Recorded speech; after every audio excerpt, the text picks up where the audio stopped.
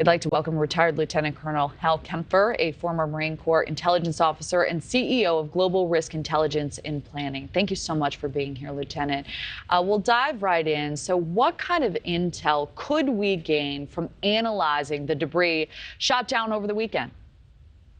Kelly, what we're going to get is probably a pretty, I'm not saying intact, but a more intact amount of debris that came down from it. One of the reasons that was probably shot down over the Atlantic seaboard is it's a gently sloping ocean bottom. You have that basically that continental shelf that goes out. As you saw, it's only 47 feet of water. And even though hitting something at that velocity is pretty hard, it's not as hard as hitting rock or hitting ground.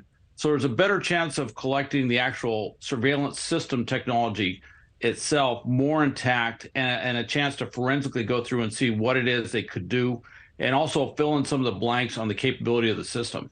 So I think this is a major concern for so many of us. How will the Pentagon go about learning what the balloon was looking at and what data may have been collected?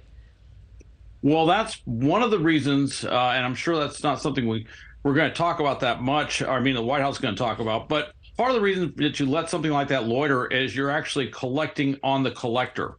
You're actually looking at the balloon. You're seeing the uplink, the downlink, presumably through Chinese satellites. You're looking at how they're maneuvering it.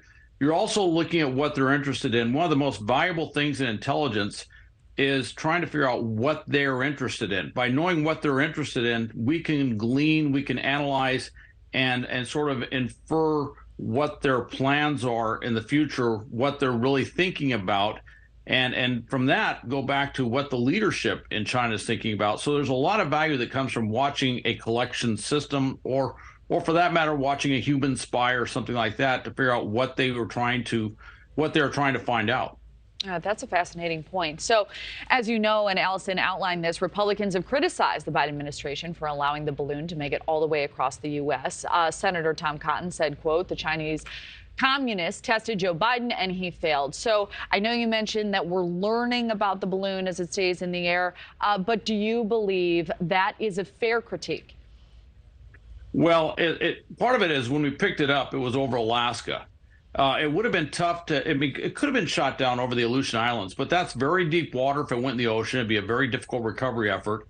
And then if it went over land, it's more sparsely populated. But on the other hand, Murphy's Law, it would land over land. It'd land someplace else. So, and they didn't know it was a big threat. Going over Alaska, they're not collecting that much. But when it came down to the middle of the U.S., you're going over strategic sites like major Air Force bases with ICBMs, strategic bombers.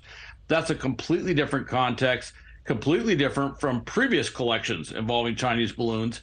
And that was the point they had to make a decision. But by that point, it was already over U.S. persons, property, and the chance of injury or even death if it came down was much higher. All right. Fascinating as always. Lieutenant Colonel, thank you so much for joining us, and thank you for your service. Thank you for watching. Go to newsnationnow.com to find News Nation on your television provider. And don't forget to click the red subscribe button below to get more of News Nation's fact-driven, unbiased coverage.